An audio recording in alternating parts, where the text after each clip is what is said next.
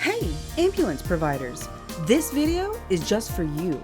We'd like to help you streamline your prior authorization request, so we'll give you some tips and advice for submitting your requests and making sure they are processed quickly. First things first, thank you!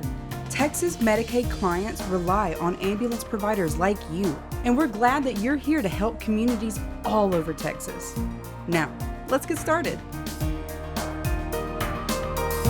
When submitting your authorization request, it's important to remember the request must be submitted by the provider responsible for certifying medical necessity, the ordering provider, not the transport provider.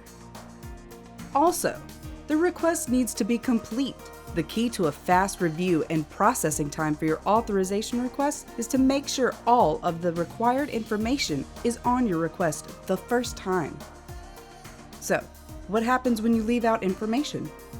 Without all of the necessary information, the prior authorization department might have to deny your request, send the request back for resubmission, or do more research for clarification.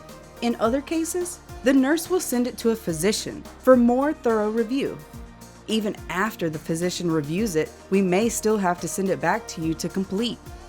Any of these setbacks can cause a delay in the process. Let's take a look at the form and some of the common mistakes that providers make when submitting them. Client weight. The client weight field is required if you check the Yes box for Is the client morbidly obese box to request an extra attendant. Request type. One time or recurring. The request type section is used to define the exact type of request.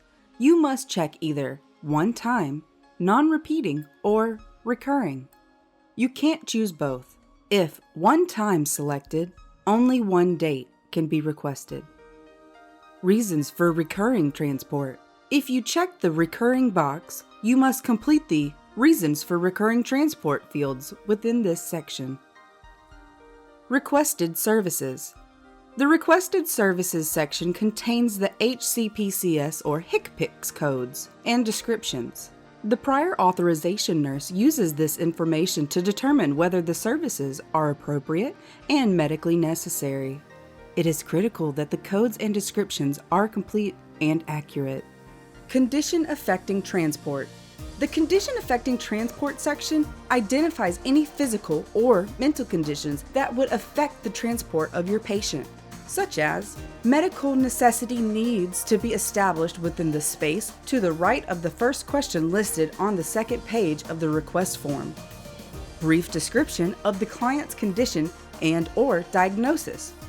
Note that many of these questions have follow-up questions that depend on how you answer. Pay close attention. If a particular answer has a follow-up question, you must answer all of them. What about sending additional documentation? Sending excessive documents can also create additional issues for timely processing. Additional documents are not required if the request form is completed appropriately. What if you need to update or change your request? If you make any changes to your request, you'll want to ensure that any and all alterations to the request forms are properly corrected with the date and your initials, as this can cause a request to require pending or possibly be denied if it affects an essential field. One more thing, verify your contact information on the form, as well as the fax number you're sending it to. Use the fax number at the top of the form. Misdials can not only cost you time getting your request processed, they can also lead to a HIPAA violation. Finally, you can find specific information about the policy, HCPCS codes, and other requirements in the Texas Medicaid Provider Procedure Manual, or TMPPM, which is available to the TMHP website at www.tmhp.com.